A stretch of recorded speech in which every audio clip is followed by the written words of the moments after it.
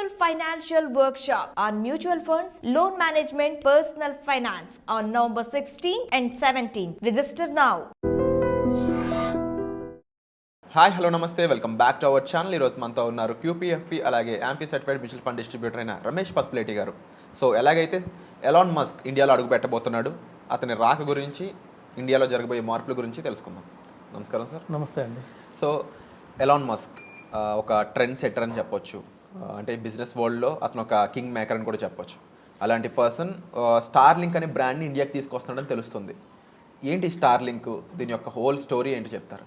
So మనకు తెలిసిందే, ఇప్పుడు Elon Musk most world highest influencer అనేసి డెఫినెట్గా ఎలాన్ మస్క్ మనం అనుకోవచ్చు. ఎందుకంటే మనం రీసెంట్గా చూసాం, డొనాల్డ్ ట్రంప్ గెలవడానికి one of the reason Elon Musk. దాదాపు $1 బిలియన్ స్పెండ్ చేశారని అంటున్నారు. $1 బిలియన్. అలాంటిది ట్రంప్ గెలిచిన రోజే అతనికి $2 మిలియన్ అతని షేర్స్ పెరిగినాయి. 2 మిలియన్ రైజ్ అయింది. తర్వాత ఆయనకి బిట్ కాయిన్ ఉంది. సో దాదాపు 1 మిలియన్ బిట్ కాయిన్స్ ఉన్నాయి అతని దగ్గర. 1 మిలియన్ బిట్ కాయిన్స్ కూడా ఆల్మోస్ట్ 30%, 20% పెరిగింది. సో అలా చూసుకున్నా కూడా అతను ఆల్మోస్ట్ 10 మిలియన్ రికవర్ చేశాడు అతను పెట్టిన 1 బిలియన్ స్పెండిచర్లో. అంటే ఇలాగా ఒక అగ్రరాజ్యం, ఒక పెద్ద కంట్రీని ఎవరు అధ్యక్షుడు ఉండాలనేది ఎలాన్ మస్క్ డెఫినెట్గా డిసైడ్ చేయగలుగుతాడు. సో ఎప్పటి నుంచో మన ఇండియాకి రావడానికి ట్రై చేస్తున్నాడు. ఇంతకుముందు 2-3 టైమ్స్ కూడా మన ఇండియన్ గవర్నమెంట్ పర్మిషన్ అడిగినప్పుడు ఏంటంటే కొన్ని మన వాళ్ళు రిస్ట్రిక్షన్స్ చెప్పారు. ఎందుకంటే మన దేశంలో ఉన్న రూల్స్ ప్రకారం నడుచుకోవాల్సి వస్తుందని చెప్తే, సో దానికి అతను కొంచెం అలా కాదు, నాకు కొన్ని ఉంటాయి, సో రూల్స్ ఉంటాయి, వాటి ప్రకారం కూడా వస్తానంటే అక్కడ కొద్ది కాన్ఫ్లిక్ట్ అయింది. సో మన రూల్స్కి అతని రూల్స్కి కొంచెం కాన్ఫ్లిక్ట్ అయ్యి ఆగాడు ఇన్ని రోజులు. కానీ ఇప్పుడు ఏంటంటే స్టార్లింక్కి రీసెంట్గా పర్మిషన్ ఇచ్చేసింది మన సెంట్రల్ గవర్నమెంట్. అసలు ఈ స్టార్లింక్ ఏం చేస్తుందంటే శాటిలైట్స్ పంపిస్తుంది. ఓకే. ఏదైతే రేడియో ఫ్రీక్వెన్సీ అంటే మన ఇంటర్నెట్కి సంబంధించి ఇలాంటివి ఏదైతే ఉన్నాయో ఆల్మోస్ట్ 8,300 ఉంటే అందులో 6,300 ఎలాన్ మస్క్వే ఉన్నాయి. అంటే సో ఆల్మోస్ట్ 63% అతనివే ఉన్నాయి. సో ఇవి ఏం చేస్తాయంటే ఎక్కడైతే ఇంటర్నెట్ కవరేజ్ ఉండదో, అంటే సీ ఉంది, సీ మీద ఇంటర్నెట్ కవరేజ్ ఉండదు. తర్వాత అమెజాన్ ఫారెస్ట్, ఇలాంటి పెద్ద పెద్ద ఫారెస్ట్ ఏరియా, మన ఇండియాలో కూడా నల్లమల ఫారెస్ట్ అని, అక్కడ internet coverages, signals, phone signals కూడా ఉండవు. అలాగే ఇప్పుడు మన నేషనల్ కలామిటీస్ జరిగింది, అంటే మన వైనాడులో చూసాం, కేరళలో. సో అక్కడ ఇంటర్నెట్ అయిపోయింది, మొబైల్ సిగ్నల్స్ వెళ్ళిపోయినాయి. ఒక 15 రోజులు ఇంటర్నెట్ లేదు, మొబైల్ సిగ్నల్స్ లేవు. సో అలాంటి కండిషన్స్లో కూడా ఈ శాటిలైట్ ఉపయోగపడుతుంది.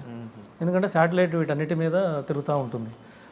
సో ఒక చిన్న మనం యాంటీనా పెట్టేసుకుంటే, సబ్స్క్రిప్షన్ తీసుకుంటే డైరెక్ట్గా అక్కడ నుంచి మనం యూజ్ చేసేసుకోవచ్చు. సో ఇది ఒక న్యూ టెక్నాలజీ, చాలా ఫాస్ట్ గ్రోయింగ్ టెక్నాలజీ. ఇండియాలో లేదంటారు, ఇప్పుడు దాకా ఇండియాలో లేదు. ఇప్పుడు వరకు 100 కంట్రీస్లో ఉంది, మన ఇండియాకి ఇప్పుడు దాకా రాలేదు.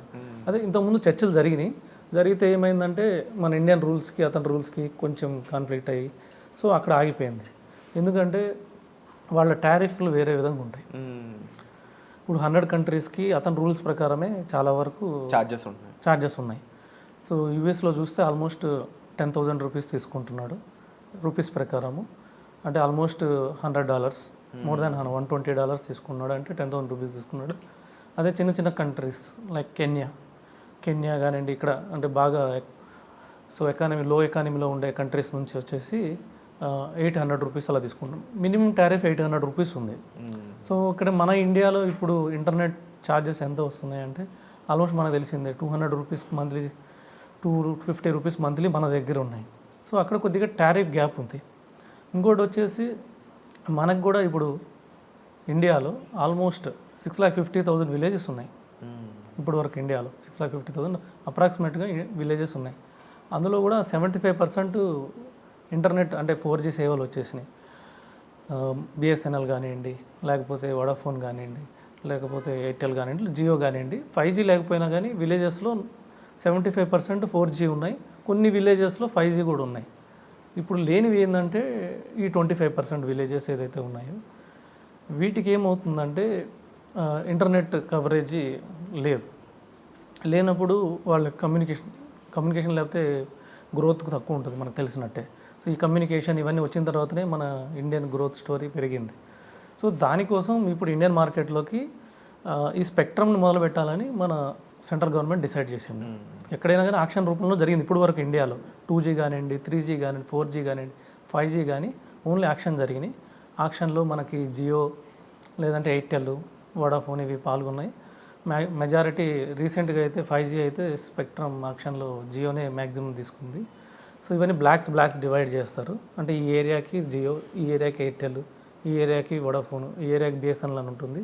వీళ్ళు షేరింగ్ చేసుకుంటారు, వాళ్ళకి టారిఫ్ పే చేసుకుంటారు. సో ఆ విధంగా చూస్తే జియో లీడర్ ఇప్పటి వరకు. తర్వాత ఎయిర్టెల్ మనకు తెలిసిందే, ఎయిర్టెల్ లీడర్. తర్వాత బిఎస్ఎన్ఎల్, వోడాఫోన్ అట్లా ఉన్నాయి. గోయింగ్ ఫార్వర్డ్ ఏమవుతుందంటే ఈ ఆక్షన్కి బదులు అలాట్మెంట్ సిస్టమ్ పెట్టింది గవర్నమెంట్. ఈ అలాట్మెంట్ సిస్టమ్ అంటే ఇంకా ఆక్షన్ ఉండదు, అంటే ఎవరు డామినేట్ చేయడానికి లేదు, ఎవరు అప్లై చేస్తే వాళ్ళకి ఇస్తారు. దానికి ఒక ప్రైజ్ ఉంటుంది. ఆ ప్రైస్ ప్రకారం అడ్మిన్ రూల్స్ ఉంటాయి. ఆ రూల్స్ ప్రకారం ఎవరికైతే ఇంట్రెస్ట్ చూపిస్తారో వాళ్ళకి ఇచ్చేస్తారు. మెయిన్ జియోకి, ఎయిర్టెల్కి కొద్దిగా నచ్చట్లేదు, ఎందుకంటే వాళ్ళు లీడర్స్, మార్కెట్ లీడర్స్. ఇంకోటి చెప్పాలంటే మోనోపోలీ. జియో వచ్చి మోనోపోలీ ఉంది, వాళ్ళు చెప్పినట్టు జరగాలి. ఇప్పుడు ఎలాన్ మస్క్ వస్తే ఏముందంటే, ఎలాన్ మస్క్ వరల్డ్లోనే నెంబర్ 1 రిచెస్ట్ పర్సన్. సో అతను వస్తే కాంపిటీషన్ పెరిగిపోతుంది. కాంపిటీషన్ పెరిగితే వాళ్ళు పెంచాలన్నప్పుడు టారిఫ్లు పెంచలేరు. ఎప్పుడైనా కాంపిటీషన్ పెరిగినప్పుడు మన నార్మల్ పీపుల్, కామన్ పీపుల్కి బెనిఫిట్ అవుతుంది. అవును. ఎప్పుడైనా వాళ్ళకి కాంపిటీషన్ వార్ జరిగినప్పుడు వాళ్ళు ఎక్కువ డిస్కౌంట్లు ఇస్తారు, తగ్గిస్తారు, ప్రైజులు అనుకూలంగా మారుతుంటాయి. సో హౌఎవర్ ఏ విధంగా చూసినా కూడా స్టార్లింక్ అనేది ఇండియాకి రావడం ఒక రకంగా పాజిటివ్గానే చెప్పాలనిపిస్తుంది. ఎక్కువ పాజిటివ్ సైడే కనిపిస్తుంది కూడా.